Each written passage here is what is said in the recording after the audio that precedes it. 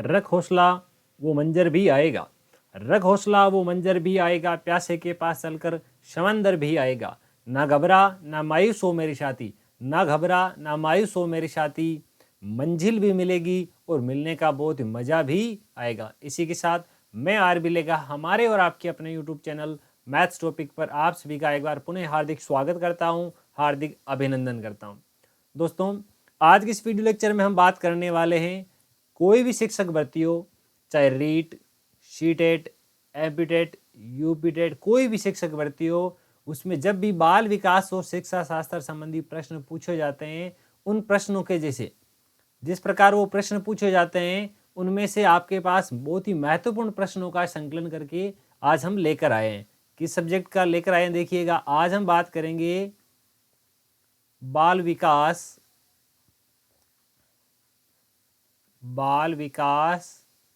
एवं शिक्षा शास्त्र, बाल विकास एवं शिक्षा शास्त्र संबंधी महत्वपूर्ण प्रश्न। तो दोस्तों, बिना टाइम खराब किए आज के पहले क्वेश्चन की ओर चलते हैं। आज का हमारा पहला क्वेश्चन है। क्वेश्चन क्या लिखा हुआ है? निम्नलिखित में से कौन ऐसा है जो प्राथमिक पुनर्बलन का उदाहरण है?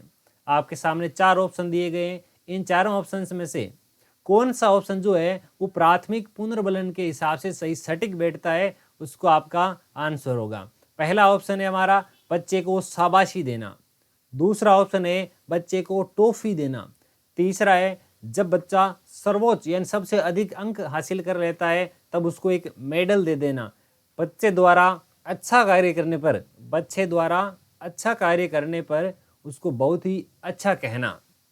ये हमारे पास चारों ऑप्शन हुए। अब आपको इनमें से परफेक्ट जो आंसर है उसका चयन करना है। आप चाहे तो इसका आंसर जो साथ साथ कमेंट सेक्शन में भी लिख करके बता सकते हैं और अभी आपको इसका सॉल्यूशन भी बता दिया जाएगा। तो चलिए आज के हम पहले क्वेश्चन का आंसर बताते हैं आपको। देखिए, जब भी बच्चा कोई अच्छा काम करता है, पहली बात जो भी बच्चा जैसा काम कर रहा है उसकी किसी अन्य बच्चे से यानी किसी दूसरे बच्चे से तुलना नहीं करनी चाहिए, क्योंकि हर एक बच्चा अपने स्तर पर अलग है। तो ध्यान रखना, जब भी बच्चा कोई अच्छा काम करे, जब भी कोई बालक अच्छा काम करता है तो बालक को शाबाशी देनी चाहिए नहीं। क्योंकि शाबाशी क्यों नहीं देनी चाहिए? क्योंकि बालक जो जब तक छोटा है वो शाबाशी के अंदर जानता ही नहीं कि शाबाशी होती क्या है। तो हमारा पहला ऑप्शन कट चुका है। दूसरा ऑप्शन क्या है? बच्चे को टॉफी देना। टॉफी देने का मतलब यहाँ से ऐसा है कि जब भी बच्चे ने कोई अच्छा काम किया, आपने उसको चॉकलेट पकड़ा दी, टॉफी पकड़ा दी, तो बच्चा सोचेगा कि अगर मैंने ये काम किया मुझे टॉफी मिली, हो सकता है कि मैं अगर और अच्छा काम करूं तो मुझे और कुछ मिलेगा। इसलिए ये हमारा ऑप्शन जो है बहुत ही अच्छा बैठता है। चलो तीसरे ऑप्शन पे भी चर्चा कर लेते हैं। बच्चे को सर्वोच्च अंक प्राप्त करने पर मेडल करना। मान लो बच्चा कक्षा में पहले स्थान पर आया है, तब उसको मेडल मिलेगा, बहुत अच्छी बात है। परंतु जरूरी नहीं केवल सर्वोच्च स्थान पर आने पर ही उसको कुछ दिया जाए। वो जिस भी लेवल पर है बहुत अच्छा काम कर रहा है तो उसको शाबाशी देना, जैसे ही उसको टॉफी देना जो है सबसे सटीक माना गया है। तो ये भी सर्वोच्च स्थान वाला भी कोई परफेक्ट नहीं बैठता है। बच्चे द्वारा अच्छा कार्य करने पर बहुत अच्छा कहना, बहुत अच्छा करने के लिए नहीं, बच्चे जो है गिफ्ट के लिए, उपहार के लिए बहुत ही आनंदित हो उठते हैं कि आज मुझे एक टॉफी मिली, कल हो सकता है 2 मिले, कल कुछ ज़्यादा मिले। इस आशा में वो अपना बेस्ट देने की कोशिश करेंगे। चलिए आज के हम दूसरे प्रश्न की ओर चलते हैं। आज का हमारा दूसरा प्रश्न है, एक बच्चे के सीखने के लिए बुनियादी शर्त कौन सी है? जब एक बच्चा सीखता है तो उसके लिए बुनियादी शर्त कौन सी है? पहला ऑप्शन है जब वह सीखने के लिए तैयार हो, तत्पर हो। ऑप्शन नंबर 2, अभिभावक द्वारा उसे पढ़ने के लिए बार बार बोला जाए, यानी जब भी उसकी माता पिता या अभिभावक जो है उसको बार बार बोले बेटा पढ़ ले पढ़ ले। कौन सा ऑप्शन होगा? तीसरा ऑप्शन है विद्यालय में शिक्षक द्वारा जब उसे सिखाया जाता है, सीखने के लिए उसे दूसरे के द्वारा अभिप्रेरित किया जाए, यानी वो भी पढ़ता है तू भी पढ़ ले। यानी चारों में से कौन सा ऑप्शन करेक्ट होगा आपको कमेंट सेक्शन में लिख करके बताना है। तो जल्दी करें दोस्तों, आप में से कितनों का जो आंसर है वो सही आ पाता है, देखते हैं। फटाफट से इसका आंसर जो कमेंट बॉक्स में लिख करके बताएं। आप सोचिए इनमें से कौन सा जो ऑप्शन है वो सही हो सकता है, आपके अनुसार सही कौन सा है? पहले नंबर पर कौन सा है, दूसरे पर कौन सा है, ये भी आप बता सकते हैं।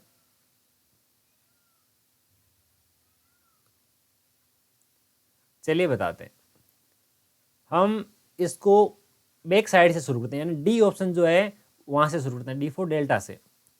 जो हमारा देखिए फर्स्ट ऑप्शन है, यानी नीचे से फर्स्ट, सीखने के लिए उसे दूसरों के लिए जो है अभिप्रेरित किया जाए कि वो भी करता है तू भी कर ले। सीखने के लिए उसे दूसरे के द्वारा अभिप्रेरित किया जाए। जैसे मैं कहता हूँ कि बेटा पढ़ा कर, ऐसा किया कर, बहुत अच्छा रहता है, ये होता है वो होता है, ये बच्चे पर इफेक्ट डालता है। पर ज़्यादा इफेक्ट कौन सा डालता है हमें वो बताना है, उसका हमें सिलेक्शन करना है। विद्यालय में शिक्षक द्वारा उसे सिखाया जाए। देखिए विद्यालय में शिक्षक सभी को सिखाता है। मान लिया एक कक्षा में 50 छात्र है तो उन सबको शिक्षक जो है बराबर सिखाएगा। परंतु आपने देखा होगा कुछ उनमें से स्टूडेंट ऐसे होते हैं जो विशिष्ट प्रतिभाशाली होते हैं, कुछ सामान्य प्रतिभाशाली होते हैं, यानी उनमें वो किस प्रकार से अंतर आ जाता है उनकी भी बात होती है। कुछ ऐसे सामान्य प्रतिभाशाली, मान लिए 4 बालक है, उन चारों में भी अंतर आ जाता है। वो किस कारण से आता है उसी पर डिपेंडेड है। अभिभावक उसे बार बार पढ़ने के लिए बोला जाए तब ऐसा होगा? जी नहीं। यहाँ ऑप्शन एकमात्र होगा जब बच्चा जो है खुद सीखने के लिए पूर्ण रूप से तैयार है। जब बच्चा सीखने के लिए पूर्ण रूप से तैयार है तब बच्चे की सीखने के लिए सबसे पहली बुनियादी शर्त मानी जाती है। अब तीसरे प्रश्न की ओर चलते हैं। मानव व्यवहार का 10% भाग किसके द्वारा संपन्न होता है? मानव व्यवहार का 10% भाग किसके द्वारा संपन्न होता है ये हमें बताना है। चेतन मन, अचेतन मन, चेतन तथा अचेतन मन, यानी ए और बी ऑप्शन दोनों, और डी ऑप्शन है पूर्व चेतन मन। दोस्तों फ्राइड के अनुसार, फ्राइड ने बताया कि मानव का जो व्यवहार है उसका 10% भाग जो है वो केवल चेतन मन से होता है। इसके अलावा बाकी जो 90% भाग हो गया वो उसका अन्य भाग, जैसे उसकी वातावरण पर भी डिपेंड करेगा, उसके माहौल पर भी डिपेंड करेगा, यानी अन्य अदर ऑल टोटल एक्टिविटीज जो है उन सब पर डिपेंड करेगा। केवल और केवल 10% भाग जो है वो किसके ऊपर डिपेंड करता है? चेतन मन। देखिए इनमें से चेतन मन कौन सा है? ऑप्शन जो है पहला। अचेतन मन का यहाँ कोई ऑप्शन नहीं था, यहाँ केवल 10% की भाग है। तो ये भी ध्यान रखना कि मानव व्यवहार का 10% भाग जो है वो चेतन मन के द्वारा, चेतन मन के द्वारा संपन्न होता है। ये किसने कहा था? 10% भाग जो है वो चेतन मन के द्वारा संपन्न होता है, ये किसने कहा था? ये कहा था फ्राइड ने। किसने कहा था? फ्राइड ने कहा था। दोस्तों आज का हमारा अगला प्रश्न है, बालक के द्वारा गामक विकास में किया गया प्रथम कौशल क्या होगा? जब भी बालक गामक विकास में कौशल करता है तो प्रथम कौशल क्या होगा? क्या बालक उछलना सीखेगा? क्या बालक चलना सीखेगा? क्या बालक स्पीड से दौड़ना सीखेगा? या फिर केवल बैठे रहना सीखेगा? प्यारे दोस्तों सबसे पहले बालक जो है अपने स्तर पर बैठे रहना सीखता है। सबसे पहले वो क्या सीखता है? अपने स्थान पर बैठे रहना। उसके बाद वो धीरे धीरे चलना प्रारंभ करता है। उसके बाद वो जो उछलना और दौड़ने की प्रक्रिया जो आएगी, सबसे पहली घटना होगी, सबसे पहला जो कौशल होगा वो होगा बैठे रहने का। ओके, नेक्स्ट हमारा प्रश्न है, सहशैक्षिक प्रवृत्तियों का चयन किसके अनुसार होना चाहिए? जब भी बालक के सहशैक्षिक प्रवृत्तियों का चयन किया जा रहा है उन चयनों का आधार क्या होना चाहिए, आधार बिंदु क्या होना चाहिए, किन के आधार पर उनका सिलेक्शन होना चाहिए? देखिए विद्यालय के जितने संसाधन हैं उन संसाधनों के अनुसार। मान लिया बच्चा जो है किस लेवल का, उसका कोई पता नहीं रखा जाए, विद्यालय में क्या चीज़ है, अगर चीज़ है तो उनके लिए वो संसाधन उपलब्ध कर दिए, अगर नहीं है तो उन बच्चों का कोई भविष्य की ओर पता ही नहीं है, यानी ऐसा नहीं होना चाहिए। दूसरा है बालकों की इच्छा के अनुसार, जरूरी भी नहीं कि बालकों की इच्छा के अनुसार हो। तीसरा ऑप्शन है बालकों के स्तर व आवश्यकता अनुसार, ये ऑप्शन करेक्ट है। अब इस ऑप्शन पे चर्चा करते हैं। अब ये ऑप्शन करेक्ट है सवा, सबसे पहले पता होना चाहिए एक शिक्षक को, एक अध्यापक को कि बालक का स्तर क्या है, उस स्तर के बालक को कौन सी प्रवृत्तियों का लगाव ज़्यादा रहता है, उस बालक के लिए कौन सी प्रवृत्तियाँ दी बेस्ट रहेगी, उनकी स्तर का पता करो और उस बालक की आवश्यकता के अनुसार उसका जो है शैक्षिक प्रवृत्तियों का चयन होना चाहिए। अध्यापकों की सुविधा के अनुसार भी नहीं होना चाहिए, बालकों की शिक्षा के अनुसार, बालकों की इच्छा के अनुसार भी नहीं होना चाहिए, और विद्यालय में उपलब्ध संसाधनों के आधार पर भी नहीं होना चाहिए। तो option C is the correct answer. Next हमारा क्वेश्चन नंबर 6 है, सामान्य प्रतिभाशाली बालक और विशिष्ट प्रतिभाशाली बालक, इन दोनों में किसके आधार पर जो है विभेदन किया जा सकता है, अंतर किया जा सकता है? बुद्धि लब्धि, जिसको हम IQ टेस्ट भी कहते हैं, उसके आधार पर। सामान्य प्रतिभाशाली और विशिष्ट प्रतिभाशाली बालकों के लिए बुद्धि लब्धि जो है बेटर ऑप्शन नहीं होगा, पहला ऑप्शन नहीं है। दूसरा, विशिष्ट योग्यता, यानी उन बालकों की विशिष्ट योग्यता जो है किस क्षेत्र में है, किस पॉइंट पर है, ये बात बहुत ही हद तक सही सटीक बैठती है। एक बार आगे बढ़ते हैं। उच्च निष्पत्ति या शारीरिक गठन, यानी उच्च निष्पत्ति और शारीरिक गठन के आधार पर सामान्य और विशिष्ट प्रतिभाशाली बालकों में अंतर नहीं किया जा सकता है। हो सकता है कि जो विशिष्ट प्रतिभाशाली बालक जो है उसके बजाय सामान्य प्रतिभाशाली बालक का शारीरिक गठन मजबूत हो, कंपल्सरी नहीं है।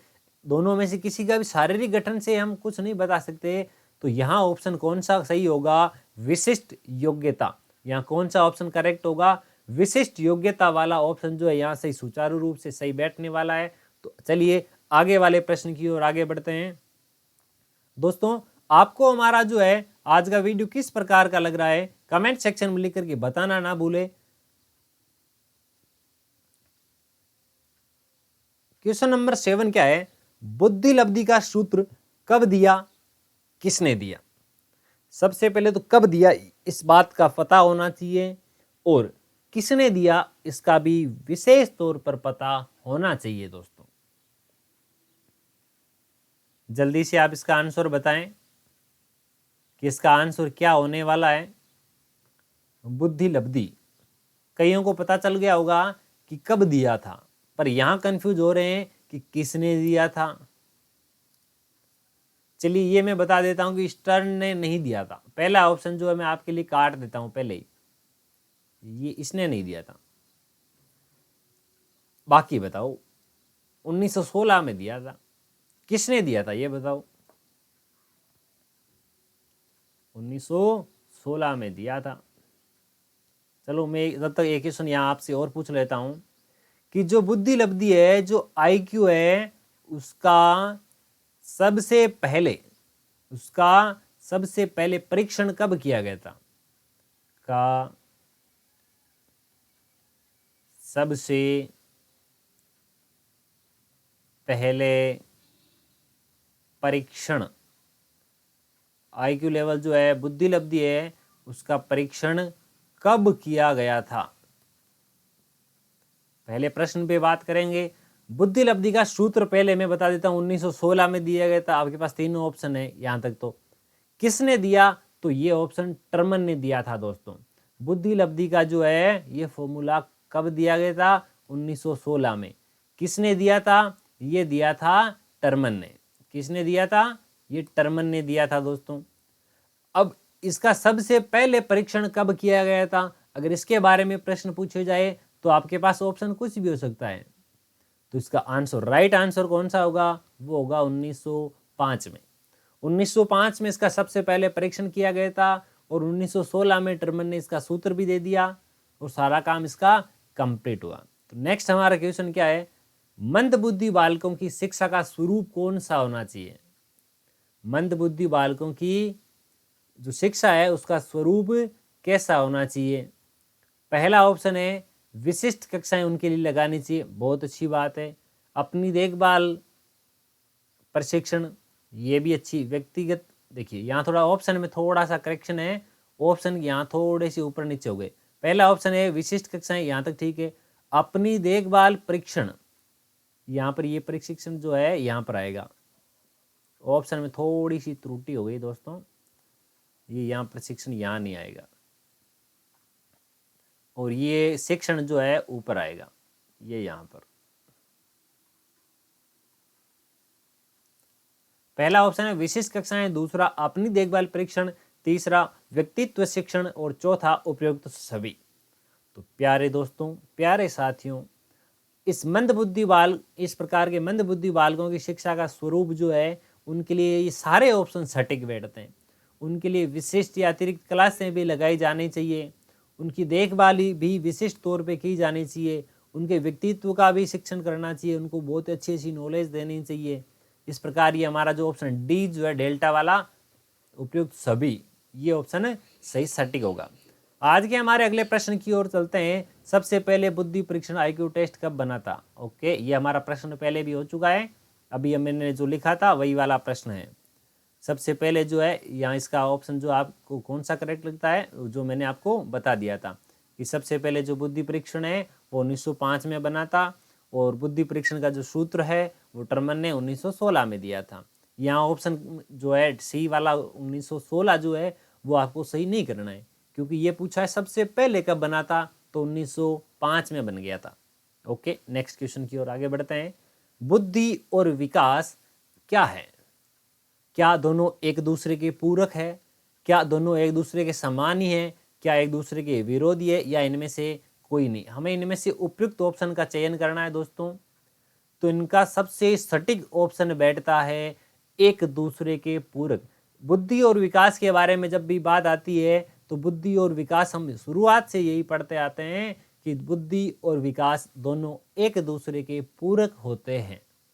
ओके, चलिए नेक्स्ट क्वेश्चन की ओर आगे बढ़ते हैं। बहुत ही अच्छा प्रश्न है आज का, बहुत ही अच्छा प्रश्न है दोस्तों। अब इस प्रश्न के लिए देखिए क्या करना है। प्रश्न हमारे सामने है, किस सिद्धांत के अनुसार बालक का विकास सिर से पैर की ओर होता है? या ऐसा कह सकते हैं, किस सिद्धांत के अनुसार बालक का विकास ऊपर से नीचे की ओर होता है? ये किस सिद्धांत के अनुसार होता है? देखिए ऑप्शन है एकीकरण का सिद्धांत, परस्पर संबंध का सिद्धांत, विकास क्रम का सिद्धांत, और विकास की दिशा का सिद्धांत। दोस्तों बहुत ही महान वैज्ञानिक हुए थे जिन्होंने ये बोला था कि बालक का विकास सिर से पैर की दिशा में होता है। यानी सबसे पहले उसका जो विकास है, सबसे पहले उसके सिर का विकास होगा, उसके बाद उसके हाथों का, कंधों का होगा, उसके बाद पेट की ओर, उसके बाद लास्ट में अंततः चलते हुए उसके पैरों की ओर उसका विकास बढ़ेगा। तो ये विकास के क्रम का सिद्धांत है या विकास की दिशा का सिद्धांत है, एकीकरण का सिद्धांत, कौन सा सिद्धांत है, ये आपको बताना है दोस्तों। विकास दिशा का सिद्धांत कौन सा ऑप्शन है दोस्तों? विकास की दिशा का सिद्धांत। दोस्तों आज का हमारा अगला प्रश्न है, प्रश्न को विशेष तौर से देखिएगा क्योंकि वह प्रश्न सिर्फ और सिर्फ आपके लिए है। उस प्रश्न का आंसर जो है आपको कमेंट सेक्शन में लिख करके बताना होगा कि उसका आंसर क्या हो सकता है।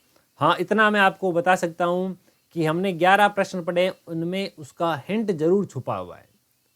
आपको चेक करना है कि इनमें से कौन सा ऑप्शन जो है, पीछे के 11 जो प्रश्न है उनमें से किसी एक प्रश्न के अंदर उसका आंसर छुपा हुआ है, और आपका जो प्रश्न है वो क्या है। देखिए, क्वेश्चन फॉर यू, सिर्फ आपके लिए, और इसका आंसर कहाँ बताना है आपको? कमेंट सेक्शन में लिख करके आपको इसका आंसर भी बताना होगा। जल्दी करें थोड़ा सा। अगर आप इसको वीडियो को बाद में भी देखते हैं तो इस वीडियो का जो इसका आंसर जो है वो आप आराम से बाद में भी बता सकते हैं, कोई प्रॉब्लम नहीं, कोई पाबंदी नहीं है। जब आपकी इच्छा हो, जैसी आपकी इच्छा हो, तब आप इस क्वेश्चन का आंसर जो है वो बता सकते हैं। दोस्तों आज का ये वीडियो आपको किस प्रकार का लग रहा है कमेंट सेक्शन में लिख करके बताना ना भूले,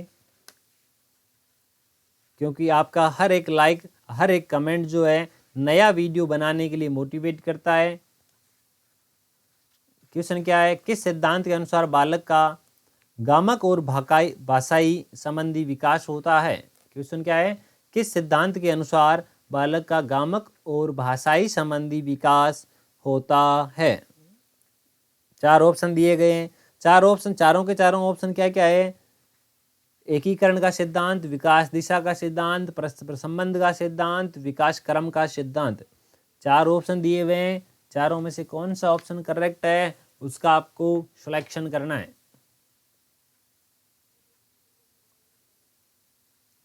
दोस्तों आज की वीडियो में बस इतना ही। मुझे इजाज़त दीजिए। मैं आरबी लेगा पुनः आपके सामने इसी प्रकार का एक मज़ेदार, ज्ञानदार, धमाकेदार वीडियो लेकर हाजिर होता हूँ।